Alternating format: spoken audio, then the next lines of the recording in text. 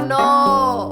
Vamos ficar jadeada. Vamos lá! Hey guys, we made it to another episode of Jaded. This is actually episode number 8. We said that last episode was 8, but it wasn't. We messed up.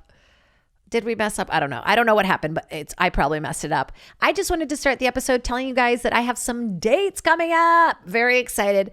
I'm going to be in San Diego at the American Comedy Company the 30th and the 1st, April 30th and 1st.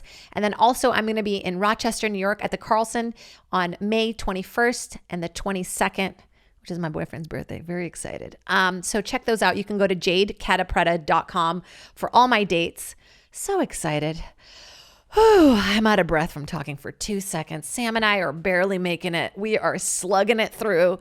But you know what? We're doing this for you guys. Because I know people are at home like, oh, if I don't listen to Jaded, I won't make it through the week, right?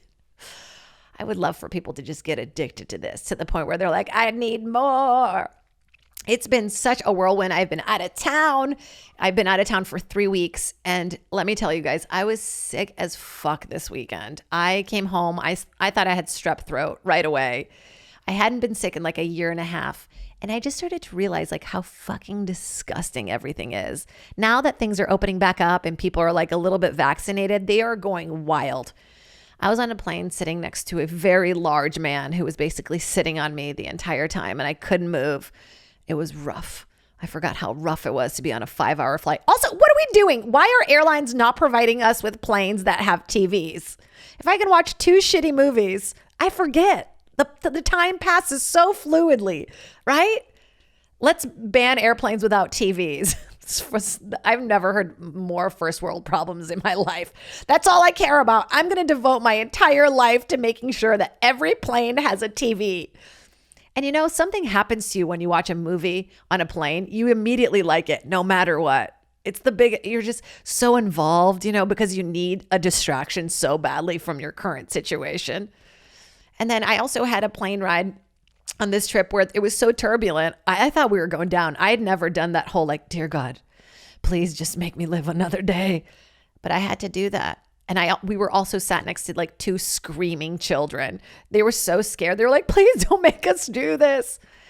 I always feel like the way babies act publicly is how I really want to be acting. But I'm an adult and I can't. But if I could just like cry and tell people to fuck off, that would be ideal.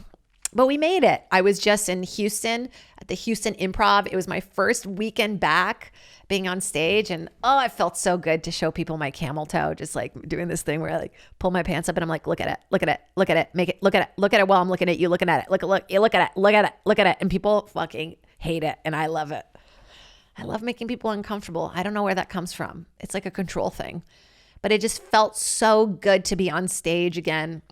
And just like see people's faces. You can see the little sparkle in their eye when they're having a good time. And I realized that I'm more of a bar mitzvah DJ, less of a comic. I just like to get the whole room hyped up. I'm like, come on, Uncle Ted, let me grind on you. A tip? Like I never let go of that feeling of like, I just want to entertain people. And I'm like, I'm going to entertain you even if you don't want it. You hear me? But I had a lot of fun. I do this thing where I sometimes when I get like kind of panicked, I do this rap that I wrote many years ago with my friend Ben Seward, who's incredible. Look him up. And it's about Arnold Palmer's, which is my favorite drink. Half iced tea, half lemonade. Well, it's like 70-30, you know? So I have this whole rap and I bring somebody on stage to do the beatboxing with me. And I started doing it when I was like doing college shows and I would get really desperate. And I just needed to waste like 25 minutes. But then it became like a real fun thing to kind of do. So I've added it to my hour. And, you know, you never know what you're going to get. Most of the time, you know, people are like just average and I'll make fun of them or they're like super good. And I'll be like, yeah. So I bring this woman up on stage and she didn't want to come up. She had this like kind of like fucking muscular boyfriend who was like, go. And she was like, okay. And she came up on stage and her name was Susan, which is like my favorite name to make fun of because it's like, Susan, you know, such a white lady name. I love it. Susan. So she comes up, she's got these huge breasts and I'm like, well, here we go. This is going to be fun. She cannot like do anything. I'm like, just And she's like, she's having a full panic attack. I can see that she's like freaking out. So the whole audience is like, you can do it. You know, like there's all this camaraderie and I'm trying to get her like, punch, you know, I don't even notice, but out of nowhere, this like very well-dressed black man comes on stage out of nowhere. I swear he just floated down. Like I didn't see him come up. He just out of nowhere, he's wearing a full pink suit. And I'm like, oh my God. And everyone's like, oh, black guy's on stage. It's about to go down, you know? And I'm like, oh my God, hi, what's your name? And he's like, Rose Gold. I'm like, Susan, please leave. Rose Gold's here now. It was so incredible. And then he just disappeared into the audience. I was like, was that a mirage? Where did he come from? And then I was like, yo, what's your Instagram? And he's like, Rose Gold Photography. I was like, yeah, that's right. Advertise your business while you're at it. But it was just so fun. I have all these new songs that I'm writing for my hour, and I played them on stage, and it's so awkward because I'm eventually going to do it with a band, but because, you know, I can't travel with a band, I just have to go like, hit it. And then like, it takes a while for the music to start. So I'm like, just gonna, and I'm, because I'm negative, I just start singing a musical theater song out of nowhere. People are so confused, but I'm enjoying it. It's for me. Even though you paid the tickets, it's for me. I need you more than you need me. I've come to realize that. And that's okay. But it was just so fun to be in Texas where COVID never happened. They just don't, I mean, you know what it is? Texans don't want to be told what to do. If you go like, hey, wear a mask if you want to, they're like, I will wear a mask. But if you're like, you need to wear a mask, they're like, don't you tell me what to do. It's like this whole mentality of that. I did Kill Tony while I was there, which was really fun. And then I also did Red Band's show at the Vulcan. The Vulcan is so cool. It looks like a weird like prison, it's like a 2-story like Fight Club feeling kind of a place. Like it looks like they're about to film Wild 'N Out, but like in a prison. And there was also a really good beatboxer there that day. And I got to do my rap with like a really good beatboxer. And I was like, damn. I wish I knew his name so I could shout him out. But that brings me to the drink of the day. Look at this milky cum-like substance. I was just at Starbucks and had a Karen moment. And I just told the guy like, oh my God, I don't know how you do this. Breathe through it. And he was like, I know. And he gave me this. And it's like a guava, some kind of a thing. But it's pink and I love it. It feels good. So, not that Starbucks needs any advertisement. Jesus. There's one on like every other corner. And but I'm just happy to be caffeinated because I'm exhausted. I'm about to get my second vaccine. I feel like getting a vaccine nowadays is like, you got to go like underground. You're like, who do you know to get it? And I don't want to skip anybody, but I'm ready to get this thing into my body and out of my mind. I'm so scared to catch COVID still. When I was sick, I thought I had it. I was like, that's it. It got me. Isn't it ironic to get it right after everybody's been vaccinated? Isn't it ironic?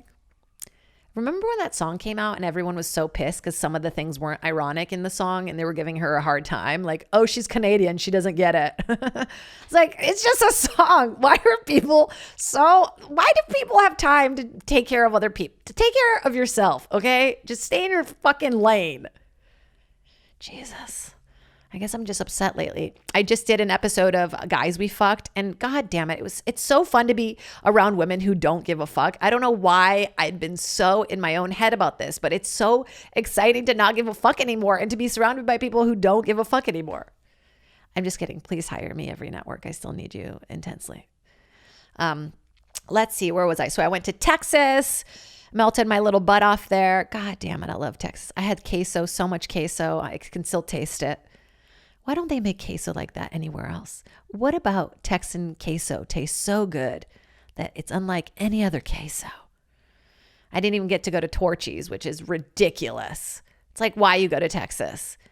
But yeah, the audiences were fucking great there. It was so fun to see all my buddies. It's so cool to see what they're doing in Texas. They're, starting a whole other club there. It's Joe Rogan's the mayor.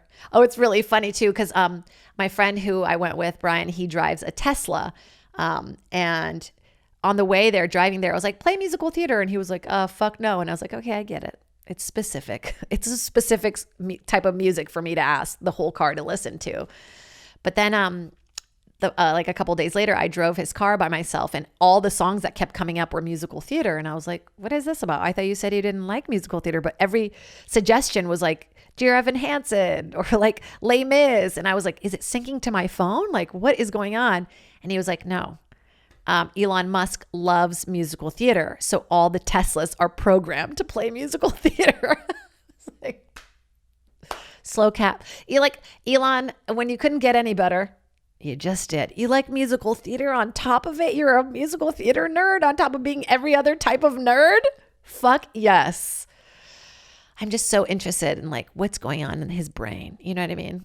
I'm very excited for these self-driving cars, but very frightened by what they're doing with all this technology and neurologically affect, like, God, I don't even know how to describe it, but they're putting these mechanisms into the brains of monkeys, and like these monkeys are like playing video games, and like it's sending these messages to their brain to do all this stuff.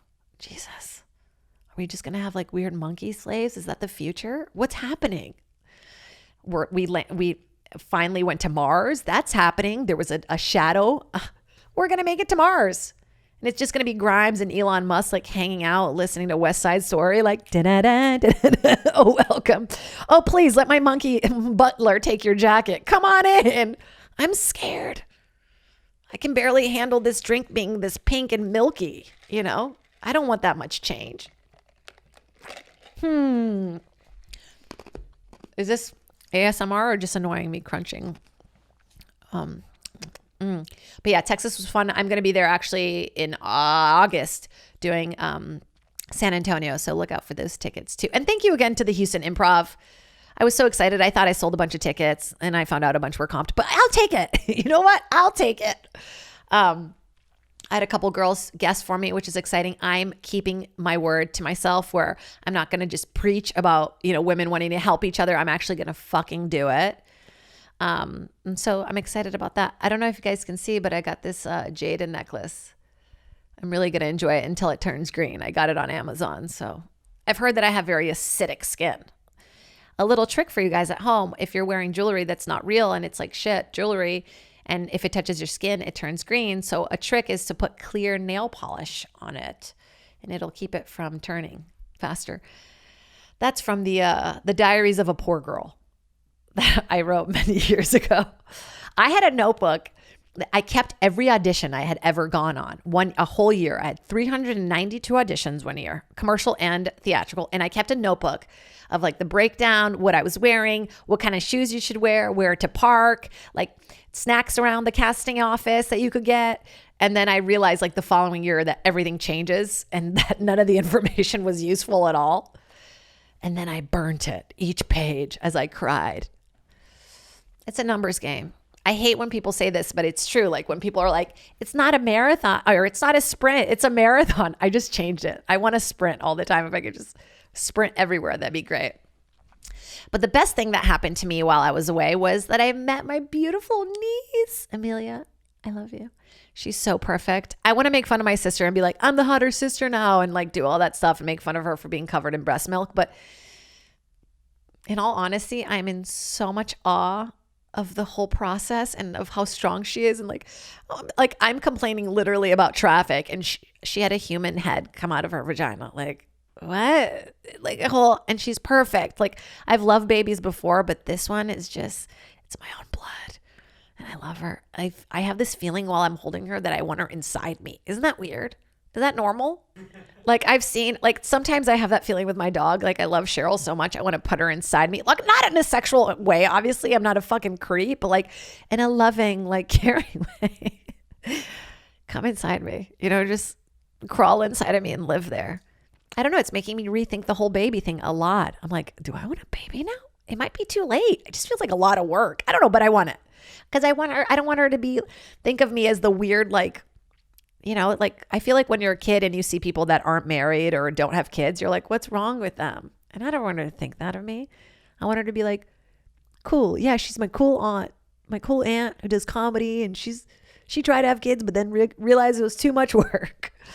No, but she's perfect. It was just so exciting. It's just so exciting. And it's funny because you see the connection that she has with my sister. Like, obviously she needs her for breastfeeding and all this stuff, but like anytime she cries, breast milk squirts out of my sister's boob. Isn't that fucking nuts?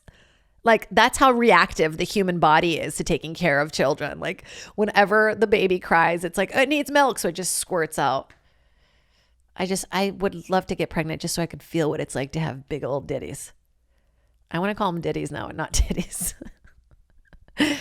I feel so bad for Sam that he has to listen to this before you guys do. He's like, oh God. But at least I don't make him cut every other thing anymore. I'm just like, fuck it. Let's just do it. It's Jade 2.0 where she doesn't give no fucks.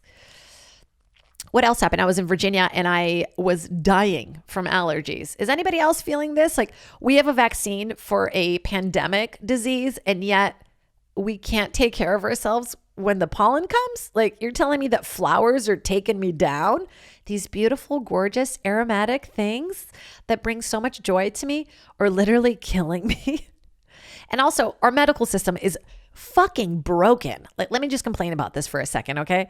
I had a virtual doctor's appointment, which is fucking useless, that I paid full price for. I'm like literally showing this woman my throat, like trying to get a better like angle. So I'm like, can you look down my throat? I'm pretty sure it's strep. And she's like, you can't come in because you have a sore throat. So you have to go get COVID tested. She schedules me for a COVID test in La Cañada, which is very far from me. I call the office, it's closed. She doesn't even make an appointment because the place is fucking closed. I go on my own, take a rapid test, negative, very excited.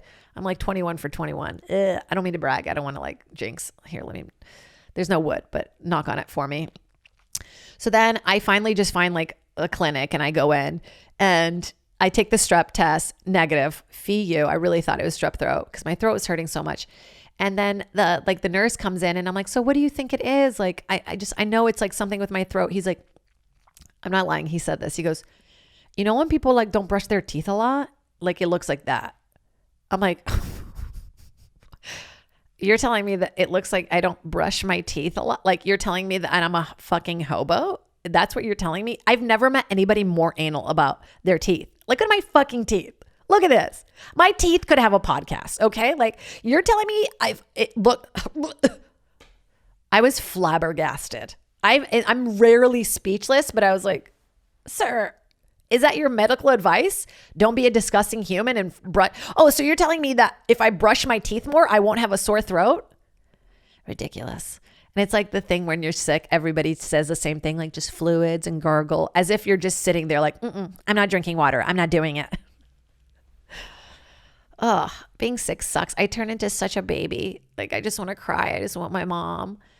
But I love matzo ball soup. So that's my refuge. You know, if I get sick, I'm like, that's okay. I get to eat matzo ball soup. You take a little bagel, you cut it, you toast the bagel and dip it in the matzo ball soup. I spent like $100 the other day at Air One ordering one soup and one lemonade. It was worth it. Fucking Air One, man. Even the way they spell the name of it. Air One. Fuck you. But also, God, your food is so delicious. Just make it cheaper. Make it more affordable. How short can we make these episodes and still make them interesting? Would you guys be into like a 5-minute, hey, it's Jade, what's up? Actually, this is a perfect opportunity. We'd really love some fucking help on this show. We're really excited about how it's going. It's getting more rhythmic. I have some guests that I have lined up. I've decided I'm going to have a bunch of cool women comics on. Emma Willman's coming up. That's exciting. And some other ones I won't tell you about because I don't know who they are yet. But we really need some help with a designer. If you're a fan, awesome. I could pay a little bit and it would be cool if you're like really invested in it and I'll help you. You help me. It'll be like Sonny and Cher, but you would be the third person. So it'd be like a weird threesome. It'd be you, me, and Sam, and we'd be just chilling, hanging out, laughing, cutting the episodes together, putting some designs on it. Just honestly, nobody tells you anything that you want done. You got to do it. You just got to do it. And that sucks. That's a new concept for me. I thought I could rely on other people, but it's not a thing. Another new thing I just realized that I didn't even know I was doing, like ever since all the fucking misogyny stuff that I was talking about happened, I've been like really investigating and trying to grow. And I realized that a lot of my friendships are what they call, I did not know this was a thing, by the way. It's called trauma bonding, where it's not like a healthy, it's a very toxic relationship. And it's like ups and downs and you're abused and then they treat you nice and you're like, okay, well, they treated me nice. And you hate them as much as you love them. And I realized like, wow, oh my God, so many of my relationships are like this, toxic. But I'm not like one of those people that can just cut people out. Like I couldn't do it. I can't do it. Like even if somebody is rude to me, I'm like, but I don't know where that comes from. That whole like ill-mannered, like, I want to help you. Like, fuck that.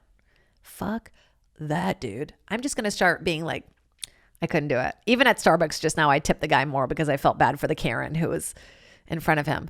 This woman was so rude. She was just on her phone while she's ordering, which I think is so fucking rude. Like, just tell your friend, like, hey, I'm going to put you down for like 10 minutes or I'll call you back. Like, she's on the phone and she's like, excuse me. Why does every Karen have some kind of weird, like New Jersey or like Long Island or like they all have accents. It's all people that's like, just pisses me off, man. I've been doing a lot of TV. I've been really, really excited about all these, like, there's all these heist shows that are on. There's one on Netflix right now about one of the biggest art heists that happened in Boston. And I just loved hearing all the Boston accents. It was so funny. This like Renoir was missing, or this like these beautiful paintings worth millions and millions and millions of dollars. And you see their like security systems in the 90s, it's just like a VHS tape. Like they got away with it because they just took the VHS tape.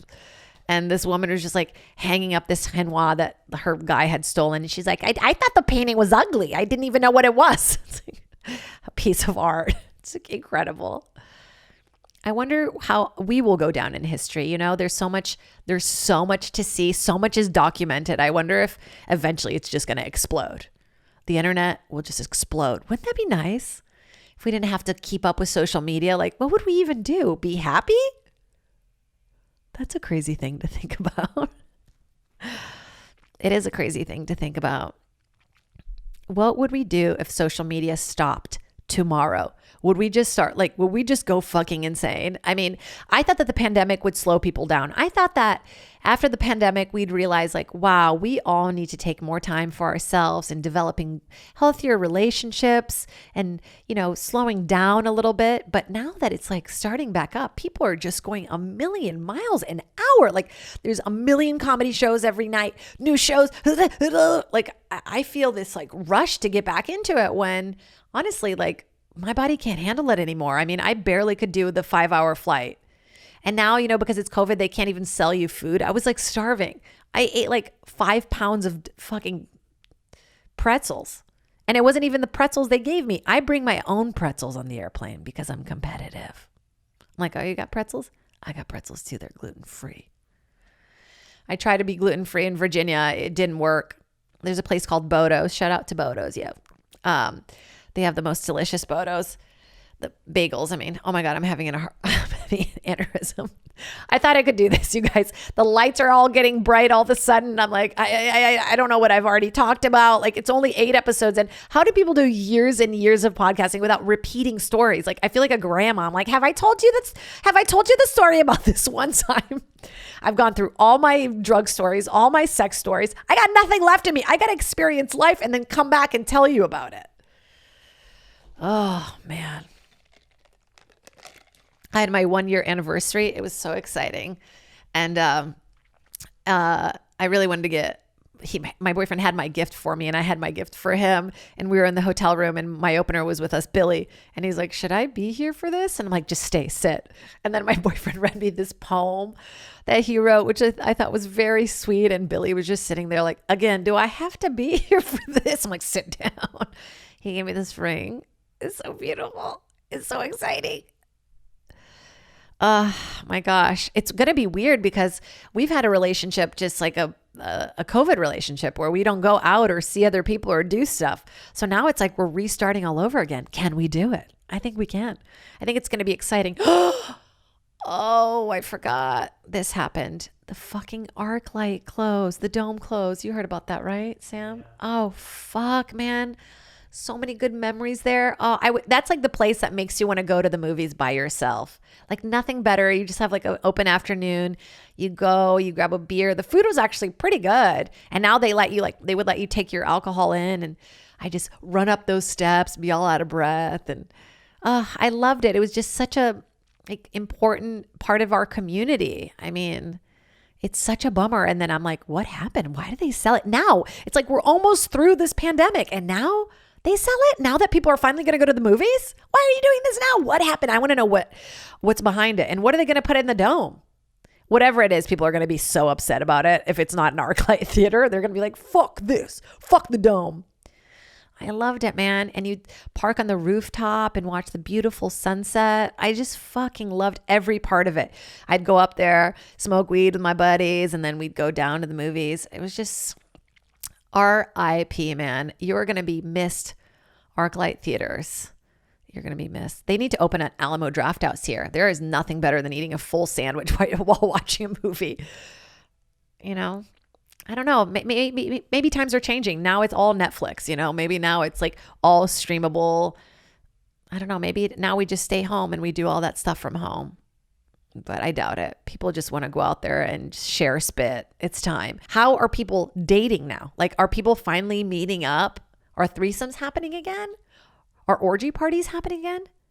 Were there orgy parties the whole time? And then they were like giving COVID tests? Can you imagine if you're like a nurse and that's just one of your jobs? Like you show up and everyone's naked and you're like, okay, I'm going to need you to prick this. Oh, no, your hand. Oh my God. We did a COVID test while we were in Virginia, like a drive-up one. By the way, we're very lucky in California. Tests are so easy to get here. You can get one the day of, like even if you have to pay for it, like it's available. Like I was in Charlottesville, Virginia, which is a great little town, but no accessibility to this stuff. We go to the drive-through, and I've been doing a lot of these mouth swab tests, you know, so you take it out, you put it in your mouth for 20 seconds, whatever. So I open it and I immediately put it in my mouth, and she's like, no. It's for your nose. It's for your fucking nose. I'm such a child. You just hand me something. I just put it directly into my mouth. Fucking ridiculous. Oh, man, I am like, honestly, like I need to have guests on because I'm running out of shit to say. I never thought that I would run out. I thought there was never an end to my brain and how much I wanted to talk, but I think there is. One of the worst things happened to me while I was in Virginia. My beloved, my best friend, my number one gal, Jade Catta-Preta, got skunked straight in the fucking face. Just, poof. It was raining. It was dark. I let her go out into the yard. I heard her growling. And then like I heard her like, and I was like, oh my God, what happened? What happened? And I like, she's like, her eyes were both shut and she was just like fucking barely walking to me. I was like, come here, what happened? Immediately I smelled it, ran in, put her in the shower and just started washing her incorrectly, which has made it last forever. And I was so mad at my boyfriend because he was like a little bit tipsy and I was like, give me a snack. And he was like, for you or for her? I was like, what do you think? Why would I need a snack right now? For her. Fuck. I just panicked. I apologize, babe. I'm sorry, but I was just so stressed out. She still fucking smells like skunk. I've given her like you have to do, everybody's like tomato juice. That's not real. Like, let's stop that rumor right here, right now. No more tomato juice. Don't put tomato juice on your dog, okay? It's a rumor. The scientists came up with the perfect mix, which is hydrogen peroxide, baking soda, and a little bit of detergent, which feels harmful. It feels like a bomb, but I did it a couple times and yeah, she still smells like it. And I've given in. I just like, okay, this is how you smell now, skunk. I feel like maybe it's why my throat hurts. Honestly, it's that potent. Like the skunk didn't even come into the house, and every room that I walked through with her still smelled like skunk like a week later. It's fucking crazy. Why are these skunks such fucking dicks? They're French and they're rapey and they're like, oh, and they spray people? What the fuck? Get your shit together, skunks. Also, there's like people that have skunks as pets. Like you don't even smell that smell anymore. You know, there's a thing that happens when you smell cat pee. It can neurologically affect you. I forget what the term is, but maybe we look it up and we put it right here. But if you smell too much cat pee, you can literally go crazy. So like when they say crazy cat lady, that's a real fucking thing. Like I had a friend who went crazy. I mean, she was doing meth, but also I think it had a lot to do with the cat pee. I don't know. It's too far. She's too far gone for me to ask and call her. I don't think I have her number anymore. But yeah, the skunks are just the worst. And I couldn't get her washed professionally, so she's just been my skunky bitch ever since. And it's so funny because I posted about it and everyone's like, oh, I've been there. My dog gets skunked like 7 times a year. I'm like, oh, no thanks, man. Like I put perfume on. I have doggy perfume that I get for her. I just love smelling. Like she's my little baby. I like, oh, and I smell the skunk now. I'm just like, it's just a reminder of everything I hate in the world. I'm like, ugh, Trump, fuck you. The skunk smell makes me think of Republicans. Like, ugh, I hate Trump. What has Trump been up to, huh? What's he doing? It's too quiet. He's up to no good. Stuff's happening. Russians are getting kind of sassy again.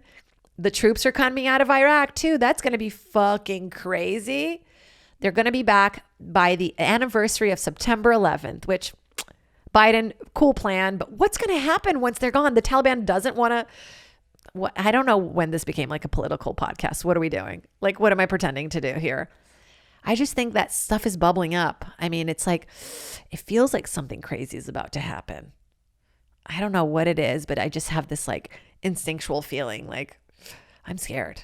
I'm like, maybe I'm scared of the pandemic ending. Maybe I'm not ready. I won't have any ways to cancel on people anymore.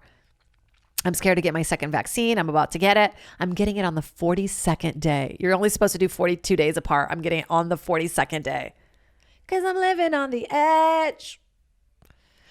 Oh man, I can't wait for the Comedy Store to open. Oh, I wonder what it's going to be like. It's going to be so exciting to just do comedy here again. It's going to be so weird to do it without Jeff. Rest in peace, man. Like, it's just going to be a totally new chapter for this place, for every comedy place. And I hope that we make it a better place. I don't know, a more enjoyable place, not just for the audiences, but for the performers too. I think we are turning the page on a new era. Or maybe not. Maybe it's just going to be just as fucked up. I don't know. Lately, I've been having this thing where like I'm a very cynical human and I want to be funny and I want to make fun of things. But then there's also this like overly genuine part of me where it's like, but I don't want to hurt anybody. And people get hurt. I can't be in charge of everybody's feelings. Do you know how heavy that is? Like, I have back pain and I don't even have boobs. How is that possible? Speaking of boobs, oh my God, I watched a 2020 on Anna Nicole Smith. Holy shit, what a crazy fucking life she's lived. She had back pain because of her double E breasts that she got. And you know what? The whole time, her entire existence, she was in court trying to get a settlement from her billionaire husband who she married like when he was like in his 80s. Excuse me. And everyone was so pissed, like gold digger, blah, blah, blah. But the truth of the matter is he asked to marry her repeatedly for years and years and years. They had a 10-year relationship. And then finally, as he was dying, she was like, I'll marry you, like as a thing for him, as a favor for him. And people are rolling their eyes and blah, blah, blah. But you know what? I totally believe her. Okay. She did it for him. She never wanted the money. She never cared. But then his kid was obviously like, who's this fucking blonde gold digger bitch? And she was in court. She was in court for like 10, 11 years. Never saw any of the money. Never made any of the money. All of a sudden makes $450 million. Like the estate is given to her. They take her to court again. Okay. She is in a healthy relationship, has a baby. They fight. She goes to the Bahamas, delivers her baby in the fucking hospital room while her son is visiting. He's on all these antidepressants. He somehow gets methadone in his system and dies. She's like, just had a baby. She's in the fucking hospital room. Her kid is sleeping next to her. She's like, I wake up. He's fucking dead. Like, what the fuck? I feel like some people is just like, what did you do? Is that karma? What is that? And then she dies like a few days later. Just fucking crazy. She had this doctor who was like giving her all these different like steroids and what's the human something, like it's some testosterone thing that she was like, it was helping her lose weight and just so fucked up, man. Like we take people in Hollywood and we eat them up and chew them out. Like look at Britney Spears. She finally watched her own documentary about her own life. It was just like, it made me sad. Yeah, dude. It made us sad too. It's time to free you. It's time for you to go on your own. It's like when you become such an entity that there's a whole team of people, a whole group of people making money off of you. They don't give a fuck about you anymore. They care about making money. It's always about making money. Making money so you can have power, so you can fuck. So you can fuck and have money and have power. I don't know. I don't know where it all stems from. I mean, maybe if we taught people in school, like, that's not the ultimate goal. The ultimate goal is to be friends. I don't know what would happen then. Then the whole thing would just be like a weird communal fucking cult. I can't believe I'm not in a cult. I've said this before, but if someone hit me at the right place at the right time and were like, hey, hi, how are you? I'm like, oh, hey, I'm good. How are you? And they're like, would you like to wear this white muumuu and live in the woods and garden and meditate? I'd be like, fuck yeah. They're like, you can't talk to anybody on social media. I'd be like, oh my God, fuck yes. I'm obsessed with cult documentaries. I've seen them all. I honestly, if you have a good one, please send it to me because I need it. I feel like this is the most boobs that I've ever had out. This is my boobs. I've taped it just in case I would like do a little nip slip. But Sam's looking down. He doesn't even care. That's how like small my boobs are. Like he's right here. He's not even looking. He's like, can you stop like touching your flat fucking chest? I used to have this joke. It was one of the first jokes I ever wrote where I'd be like, so I'm a girl, and people would be like, ooh, you know, and then people are like, show me your tits. Like this one guy actually said that at a show. He was like, show me your tits. And then I did it and everyone was like, boo, yuck. Because not everybody's into concave titties. And that's fine. Like I told that joke like with confidence for many years. Concave titties? That's not even a thing. Actually, it is a thing. I dated a guy and he had a little like, it would go in right here. It was like a little concave chest. One time I put cereal in it. I thought it was really cute. He didn't like it, but I thought it was really cute. But the year's beginning, guys. There's weddings on the calendar. We're doing it again. We're going to be people again, yet we probably don't know how to do it anymore. And there's all this trauma that we all have, right? From being stuck at home and from, you know, all these people dying. Like it's in the air still. And nobody's going to talk about it. They're just going to go right back to their rhythm and it's going to be fucking weird. India has the worst number, like worst cases ever. Like people are just dying at a ridiculous rate. And then also the Johnson. We just found out that it gave like blood clots and everyone was freaking out, but it was 6 women out of 7 million people. Come on. It's like 6 Karens who were like, my leg hurts. I feel like I'm being rude and now I'm going to get, when I take my vaccine, I'm going to be all fucked up. I think that there's like this God out there who's like life. I literally think that God is like Santa Claus. Like, have you been naughty? Have you been nice? What do I give you? I've been reading this. Oh, I always knock the mic. Like I forget that it's there. It's like as if I like grew a dick and I all of a sudden it was like a new thing to me. Like, I've been reading this book about visualizing and how it's like important to not force things, like, which is my style. I'm very forceful with the things. Like if I want something, I'm like, I want it now. Like no patience. But they made this really good analogy, kind of stuck with me, where like it's going down a lazy river, right? And if you need to kind of grab on every once in a while, you'll grab on. But like otherwise, it's important to just kind of let go and see where the river takes you, right? Easier said than done. But I love thinking about that analogy. Like anytime I'm like, call me back, or like, you know, I'm not getting something right away. I'm like, just fucking float down the river, dude. Chill out. It's all good. Things are happening. My sizzle for my documentary is done. It's the most exciting thing I've ever accomplished in my life. And I'm like all nervous that some other Brazilian female comic is going to come up with a documentary and sell it faster than me. I need to slow down. I need to take a breath. And this podcast is teaching me a lot about myself. I don't know how enjoyable it is for you guys, but for me, it's been a huge learning experience. I don't know if it's been good for my psyche or my ego, but you know, I want to like shut that ego down. I just want to shut it down. And I wish that my whole body wasn't lasered because I feel like this is the time where I just like have a hairy armpit and be like, check it out. I was just thinking about this because like very random, but like all the people that I've met at the Comedy Store, I remember, I don't know if this is true or not, but I remember hearing the story. So Robin Williams came to the Comedy Store really late at night. I was working the bar. I got a photo with him. It was like one of the biggest moments of my life. He was so nice. Like he just had this energy, like one of those, like, it was just unexplainable. Like he walked into the room, I was like, oh fuck, it's Robin Williams. But I heard that like that night he got wasted with a bunch of the comics here and like broke his sobriety. And I was like, I felt so horrible. Like, was I a part, like, did I serve them drinks? Like, so that's not a really good story. But I remember also when I was like in the OR, I had a really bad night and I was crying. And this like black guy came up to me. He's like, yo, what's going on? And I'm like, I had a bad day, blah, blah, blah. And he's like, don't worry about it. Sit with me. Like, he had just bought a brand new MacBook. And he was like, yo, can you help me with this? And I was like helping him.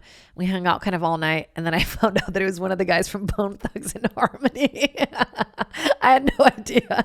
I just thought it was like a super nice dude who had just bought a computer and needed. I did think it was weird that he came to the Comedy Store to set up his brand new computer. But like, you know, you never know. I mean, just be kind to people. I like the amount of weird people that I've met here. Oh my God, DMX died. Fuck, man. And that's another thing. It's like, okay, like who you are in the public eye, right? People can love you like intensely. Like there was all these stories about people having met him and what a great guy he was. And like, my brother-in-law was like, didn't he get arrested for something? And we were like looking up his arrests and stuff, and such white people bullshit. Like, yeah, look up his arrests.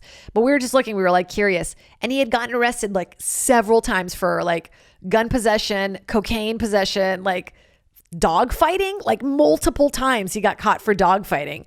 And it's so hard because it's like, I worship him as an artist. He's this incredible guy who broke so many barriers. And he was like a really nice guy. But then it's like, he also fucking fought, like put dogs against each other, like dog fight. It's so difficult. It's like, we're not perfect. Nobody's fucking perfect. It's just like, where do you draw the line of like how fucked up you can be? Like how much stuff can you do before people cancel you?